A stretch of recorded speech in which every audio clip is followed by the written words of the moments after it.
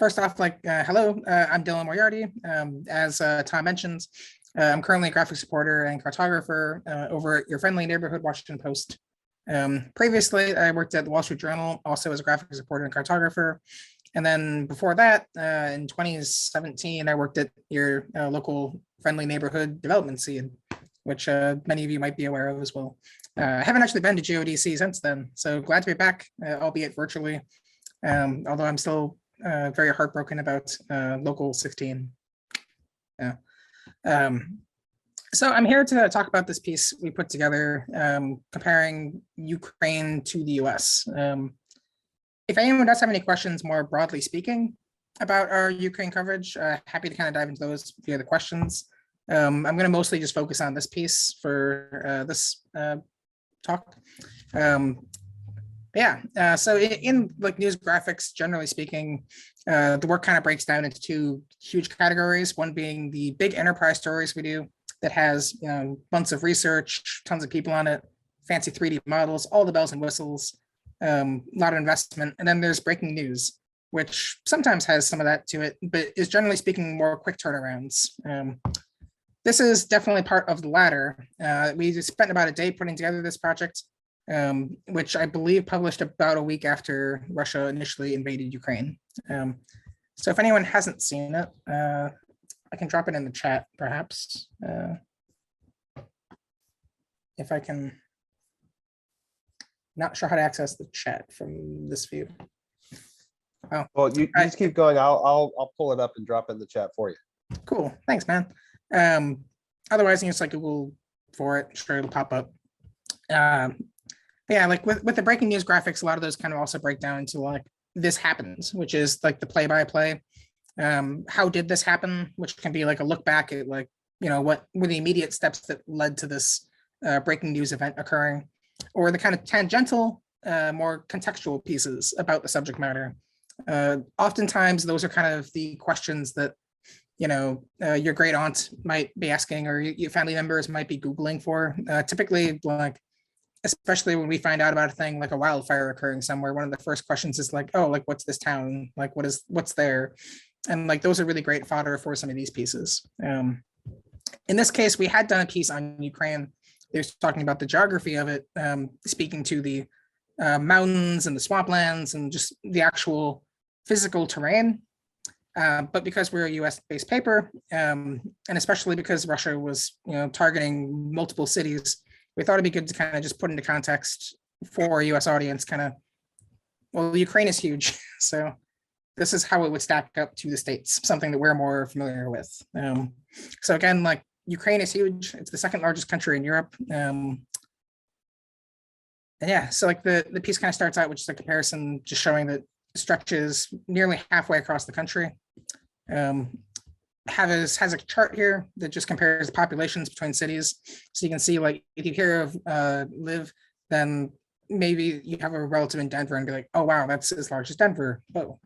And then we have these satellite cutout maps that are kind of showing the physical area, comparing cities that have relatively similar populations. And those are to scale. And we have a bunch of those, as well as a quick little blurb detailing something about the city, like what it's kind of famous for, what kind of industries are there. So this pitch started basically with this chart. This came together probably the fastest. We had populations of the cities on hand.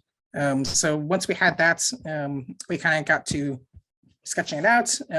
Unlike a lot of projects, this kind of remains, like the initial idea more or less survived to the final piece. Most of our kind of concepts start out as rough sketches such as this. And we also decided pretty quick that we wanted to use satellite imagery for our base maps for these. Partly because satellite imagery is, it's almost like cheating when it comes to like land cover, because on the one hand, you could pull like an LCD data set of like what land use is, or you can try to pull administrative geotiffs or shape files for like roads, urban areas, forested areas, all that. Or you can just use a satellite image that will usually get to the same result, but be a lot faster. And especially when we're dealing with foreign countries, a lot probably safer, because a lot of it can be kind of fraught trying to find some administrative data for some other places. It also looks pretty too, which is always a plus.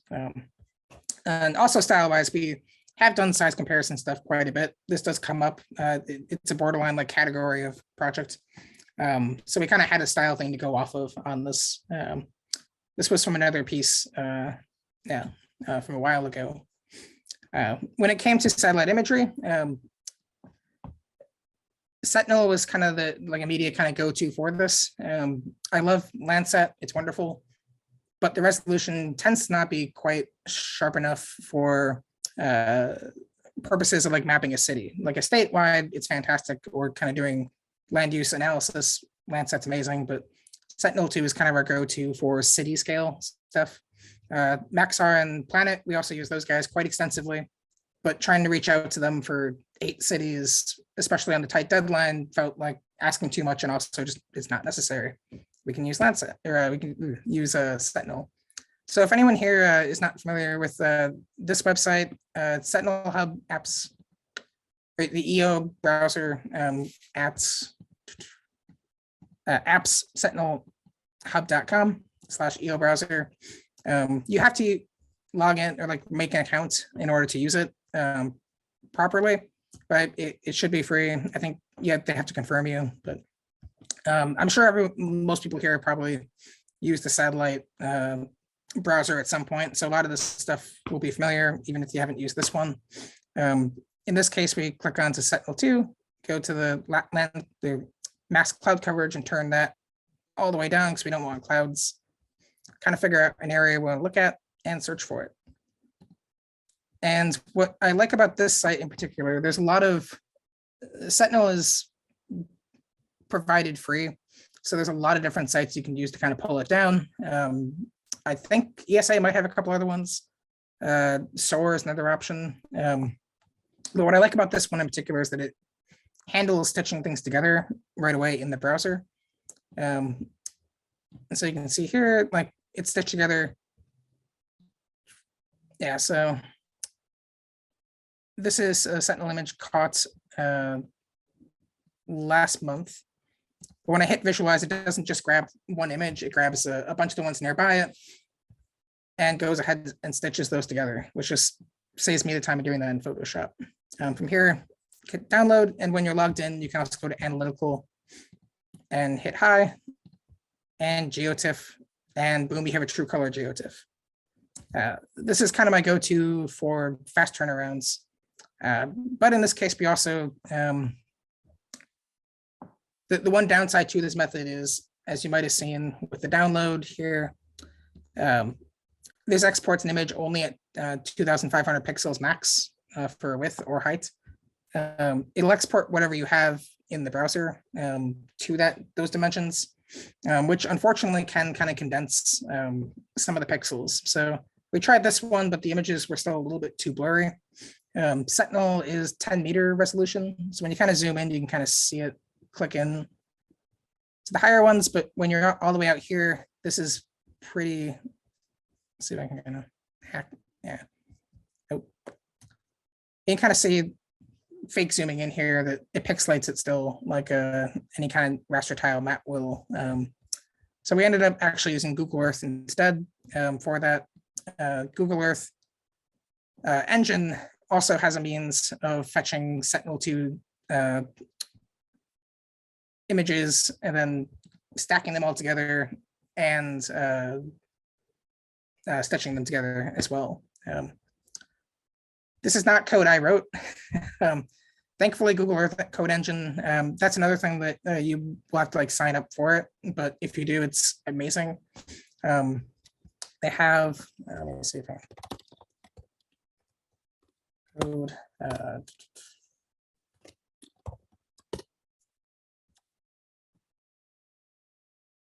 Yeah. So one of the side websites of Google Earth Code Engine is the data catalog. And if you go to these, you can search a bunch of different data sets. Most big raster data sets that provided by governments are on here, which is a godsend. But if you go to a specific one, in this case, Sentinel-2, you can actually find pre-written code that will render out kind of what you're looking for if you wanted to check it out for yourself or export it.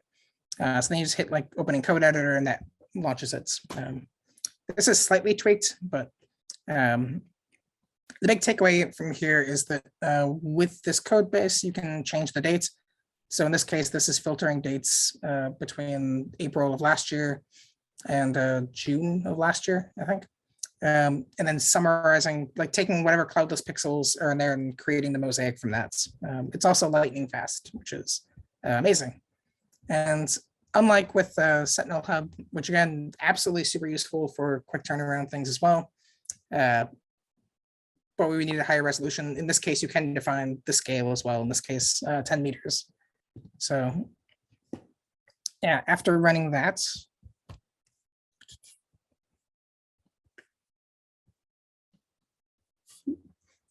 brought things into Qgis, projected them, and then kicked them into Illustrator. This is an example of one of the exports from Qgis. Qgis was literally just throwing the layers, all the data together in there, and then exporting it. So I'm omitting it from this, but so you can see here we kind of masked it out using an administrative layer to get kind of the city. This is Odessa. From there, just in Illustrator itself, went ahead and added a water layer around there. The blue here, like it was kind of besides the point, but we wanted to have a hint of like what cities were coastal, which ones weren't. And then added a little drop shadow just to give a little bit more definition, and then added a scale as well to this. Initially, I was going to try to use these like this, like just copy and pasting this into the final build, but these images were pretty darn large, and trying to work around that was a pain in the butt. So ended up just screenshotting the heck out of it. So the final pieces are built entirely with just screenshots of those other files, which is kind of sloppy, but day turnarounds, got to get it done. It worked out for this case. Also, this helped me save the scale on these, which made sure that was able to keep them properly scaled together, so that like so that those actually match up, and just kind of hid those again, kind of using some very slapdashed Illustrator white boxes and layering for that. Once we had that, kicked them up, and that was basically this project. I think the only other thing we did to this production-wise was satellite imagery on its own. True color is really dark. So this is once again Odessa.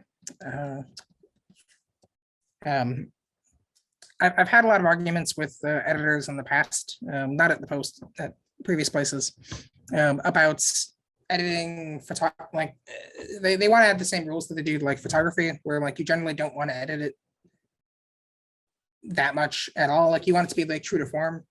With satellite imagery, I think we have a lot more kind of leeway for it, partly because there's no set, like there's a formula for true color, but even that is an abstraction kind of, because all the satellite images are created through bands. So I've never felt too guilty about just trying to make a satellite image more readable or more presentable. In this case, we brightened it considerably using hue and saturation and lightness.